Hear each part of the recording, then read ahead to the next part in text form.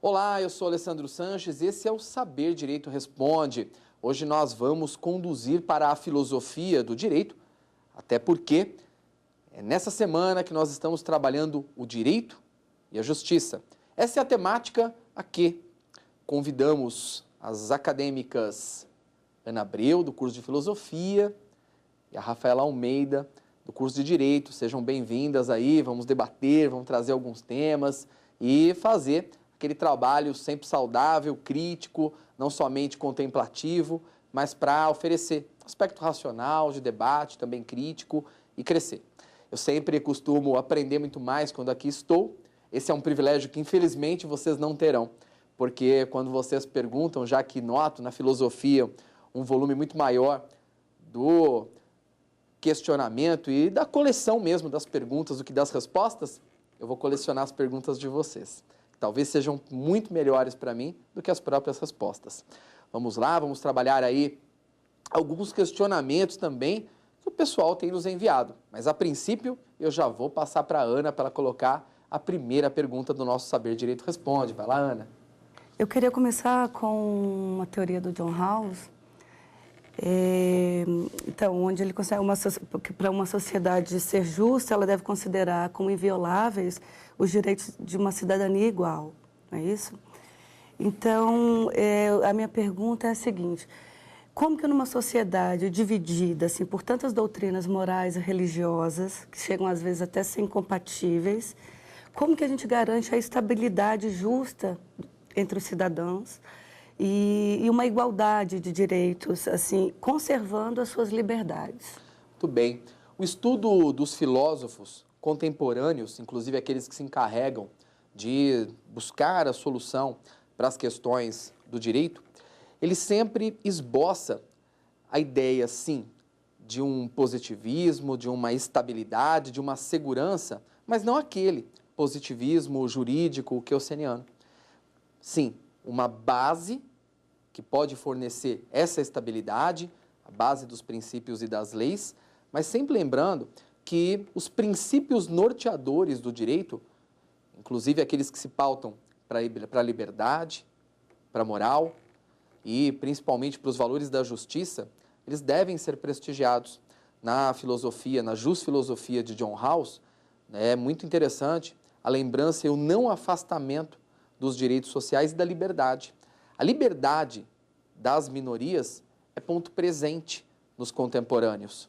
E isso faz com que, por mais que se tenha um pensamento X, Y ou Z utilitarista daquele ponto de buscar a maior felicidade, a felicidade para a maioria, e aí a gente já está falando de Bentham, está voltando, está retomando lá uma discussão do século XIX, a liberdade das minorias, isso como um ponto pauta, e isso é um ponto já de raciocínio justnaturalista moderno para o contemporâneo, é o que realmente faz com que nós tenhamos a condição de viver numa sociedade democrática. Eu vou levar agora um questionamento para o nosso ouvinte, né? O pessoal que é o telespectador e, mais do que tudo, trouxe as suas questões aí pela internet. Então vamos lá, vamos botar um outro questionamento.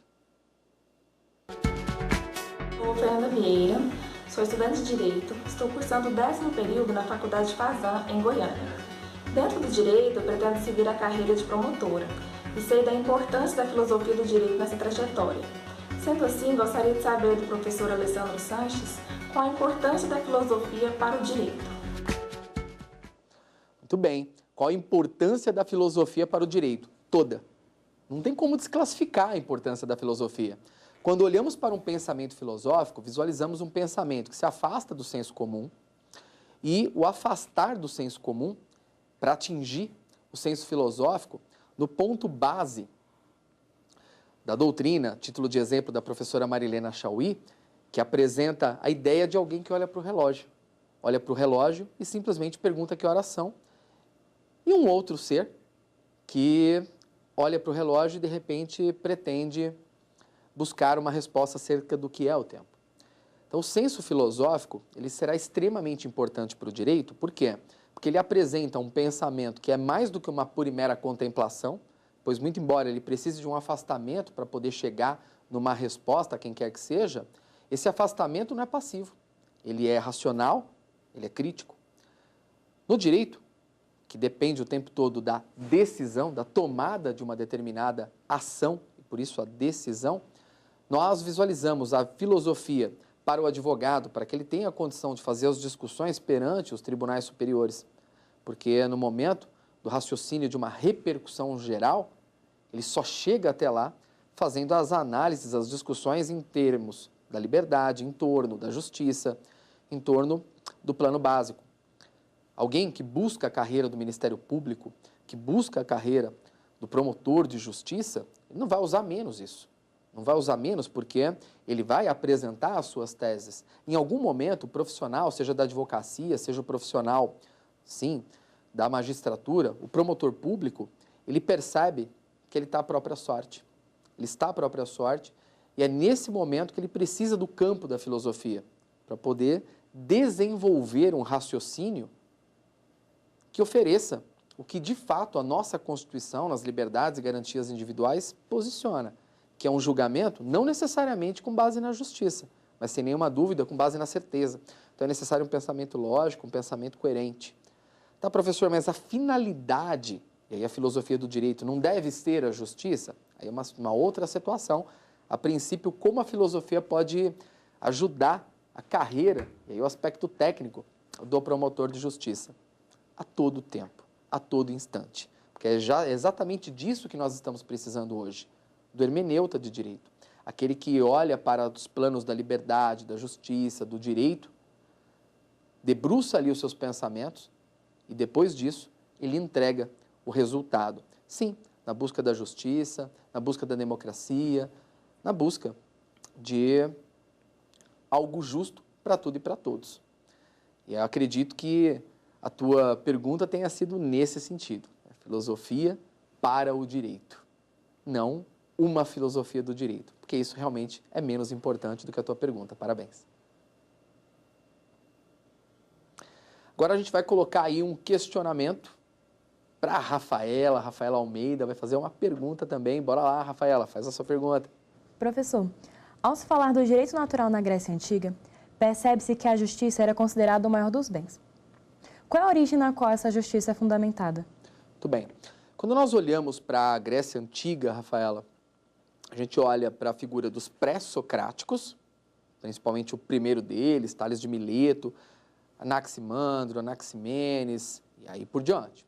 E nós olhamos também para Sócrates, Platão e Aristóteles. Dentro desse quesito todo, quando nós olhamos para os pré-socráticos, para Sócrates, para Platão e para Aristóteles, a gente tem um mundo. E dentro desse mundo, o que nós podemos posicionar nessa tua pergunta é a ideia justnaturalista.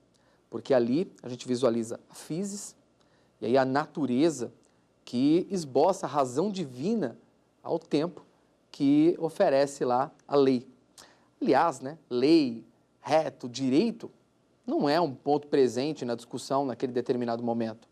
Até porque, quando nós olhamos para a razão divina, tudo isso já apresenta também o plano da legislação, já que existe uma ordem superior maior, uma ordem superior considerada assim o direito natural, para dar regulação. Isso faz com que, inclusive, uma série de doutrinas compreendam que não é possível se afastar desse plano, do plano da physis. Começa uma longa discussão a esse respeito. Sócrates, inclusive, quando nós falamos acerca do seu julgamento, em algum e determinado momento, não ipsis literis, ele vai dizer que não existe mal nenhum ao homem de bem. É natural que não esteja nessa ordem a colocação. Não existe mal nenhum, porque o destino cuida de tudo e de todas as coisas. Ele mostra ali, sim, ser um cumpridor da lei e mostra que confia numa razão divina. Não é diferente quando nós olhamos na filosofia platônica, que parte do ideal para o real, distinto de Aristóteles, do real para o ideal, e que visualiza, inclusive na virtude maior, a virtude da justiça, mais do que o dar a cada um o que lhe é devido, mas sim, mais uma vez, a razão divina. Parece que o fundamento está aí, a razão divina. Então agora vamos para o intervalo do nosso Saber Direito Responde.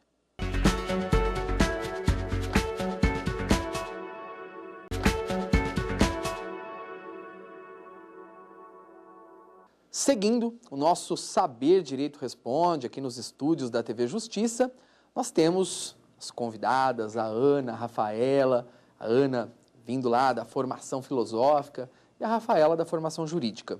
Então nós vamos mais uma vez aí posicionar perguntas, elas vão colocar suas perguntas, os seus debates, para depois a gente também chamar o pessoal lá que manda suas questões aí para vídeos aí para nós, com participação do Brasil todo.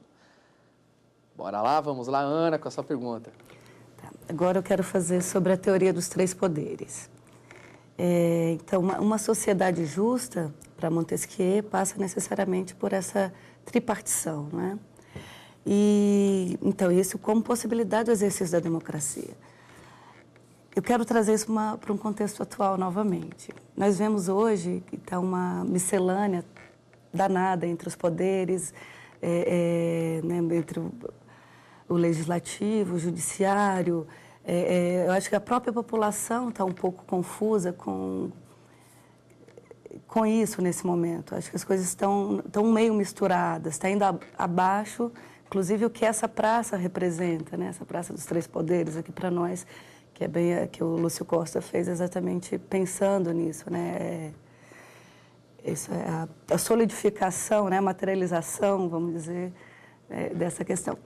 Enfim, mas a minha pergunta então, essa mistura, professor, essa não distinção exata dos papéis de cada um, quanto isso pode interferir no Estado democrático de direito? Muito bem. Quando nós olhamos para o plano de tripartição dos poderes, o que a gente visualiza ali são funções típicas e outras atípicas, como, por exemplo, o caso a função típica do Poder Judiciário como órgão julgador, mas a função atípica em vista dos seus próprios colaboradores. E é necessário organizar os colaboradores, e isso é uma função do Poder Executivo, que nesse momento fica lá com o Poder Judiciário. Mais do que isso, quando os três poderes harmônicos e independentes entre si se apresentam nesse plano, o que se visualiza também é um plano de fiscalização de um poder em relação ao outro, justamente para acessar, para afastar os abusos. Se fala muito que não se deve jamais um determinado poder, que aqui a gente visualiza bem essa ideia, né? O poder judiciário traçar alguma rota vinculada ao poder legislativo. Não podemos nos esquecer de que quando isso acontece dentro do Estado democrático de direito, numa escolha em vista dos representantes indiretos, e isso faz com que, sim, existam mecanismos chamados mecanismos de freios e contrapesos. Não é difícil visualizar o poder legislativo tomando um determinado abuso, mas isso tem uma minoração quando se visualiza um poder executivo e também um poder judiciário apresentando lá também para oferecer fiscalização. Então, esse sistema de freios e contrapesos, ele não vem para trazer a justiça ou o plano de justiça, de democracia perfeita. A ideia é outra. A ideia é tentar buscar um plano em que um órgão fiscalize o outro. Então, hoje muito se fala em que cada órgão deve ter a sua exata e única função. Não, isso não é a tripartição dos poderes de Montesquieu. A tripartição dos poderes de Montesquieu é coisa diferente. É realmente o poder judiciário dentro daquilo que lhe é permitido traçar, sim, interferência no poder executivo e no poder legislativo. E não é o contrário, e não é diferente no caso contrário. O poder legislativo, dentro daquilo que é a regra do jogo, traçar interferências também no poder judiciário, no poder executivo e aí por diante. Eu entendo sim que com esse sistema de freios e contrapesos, nós temos a eliminação das diversas formas, eventualmente aí totalitárias. Então isso ajuda bastante. Inclusive, noto que a gente chega num momento de temperatura extremamente difícil, né? Uma temperatura alta na discussão, no debate político, e isso faz com que, sim, a gente precise pensar esse sistema de tripartição dos poderes em Montesquieu em relação ao que a gente vive atualmente, para não afastar, para não fugir de nenhum questionamento. E aí é que todos os exageros discursivos, todas as argumentações exageradas, elas perdem corpo, elas se dissipam, porque nós temos um sistema constitucional de liberdades e garantias individuais, nós temos um sistema de freios e contrapesos. Então não basta o discurso, é necessário mais. E esse mais é que realmente faz com que exista um abismo muito grande entre o discurso e o afastamento das liberdades, das garantias individuais. Muito bem, e aí agora vamos lá, né? Vamos saber um pouquinho quais são os questionamentos apontados, trazidos e trabalhados pelo pessoal que mandou pergunta pelo vídeo. Olá, meu nome é Luana, sou estudante de Direito do 8º semestre na Faculdade Anhanguera, em São Paulo. Inicialmente, eu quero me tornar uma advogada na área civil. E, como cientista do direito, eu gostaria de saber quais foram as principais importâncias dos glosadores para o direito na modernidade. Muito bem, os glosadores, uma escola aí de interpretação jurídica. Sempre digo que a filosofia do direito, ela se vale de alguns estudos. O professor Miguel Reale, ele sempre disse que um dos estudos da filosofia do direito, tentando pauta dentro das dimensões e também das ramificações de filosofia, é a ontognossologia. E aí o estudo do ser, da realidade, do conhecimento, uma espécie ali de uma teoria do direito buscando os planos norteadores do direito.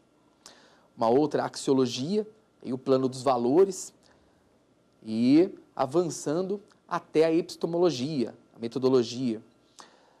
Isso significa que, numa linguagem básica e não hermética, a gente visualiza o direito se valendo principalmente do estudo do conceito do próprio direito, conceito de justiça, moral e direito, liberdade, hermenêutica e interpretação. A escola dos glosadores é a escola de Bolonha. Então, nós estamos ali trazendo aspectos lá da filosofia medieval. A escola de Bolonha, ela nos oferece uma interpretação que, para a moderna, eu notei que a pergunta, ela não é uma pergunta querendo saber dos glosadores, mas os glosadores aqui. Os glosadores aqui, é nesse momento que a gente evolui, avança ao ponto que está a respeito da interpretação da jurisprudência. Então, quando nós utilizamos a jurisprudência da maneira como hoje fazemos, nós só chegamos até esse ponto de evolução em vista da escola dos glosadores. Muito bem. E aí eu vou trazer mais uma pergunta aqui para o nosso estúdio, porque a Rafaela está ávida de fazer as perguntas. Isso eu percebo, eu consigo notar que a Gabriela está doida para perguntar. Gabriela, pergunte. Professor, em relação ao pensamento de Cícero, grande advogado, estadista romano, de onde advém a noção de justo, do justo? Muito bem. Perguntas pontuais aqui, né, da querida Rafaela Almeida. E ela quer saber de Cícero, né? Que primeiramente recebe um raciocínio, um pensamento, uma influência estoica, que é um pouco distinta do pensamento de Cícero, do pensamento ciceroniano. Marcos Túlio Cícero, ele nos faz perceber alguns gregos na influência de seu pensamento, e também dá para perceber na maneira como ele pensa quais não estão lá. A gente visualiza a ideia presente na ordenança. Todo tipo de legislação deve estar diretamente ordenado à razão divina. Então, quando nós olhamos para o direito civil, e uma das coisas que Cícero coloca é exatamente essa distinção do direito natural e do direito civil. Mas a distinção havida entre o direito civil e o direito natural não quer dizer para Cícero que nós temos aí uma dualidade. Um direito posto por ele ou pelos senadores, distinto do direito divino, do direito natural. Não, não é assim que pensa Cícero. Ele entende por um pensamento monista, um pensamento que faz com que haja uma direção em cada um de nós acerca do bom, portanto, ele tem um pensamento justnaturalista. Dentro de cada um de nós existe a razão divina que nos aponta o caminho adequado, que é o caminho do bom, o caminho do bem, e nos repreende em relação aos vícios.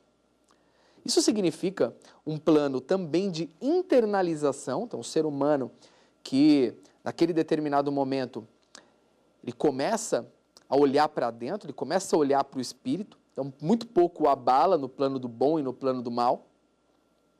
Ele toma o plano do bem como algo presente em si, e isso faz com que só seja possível a aplicação de uma justiça com uma finalidade pessoal, uma finalidade social, e tudo isso dentro de uma unicidade. Então, o justo, em Cícero, ainda é.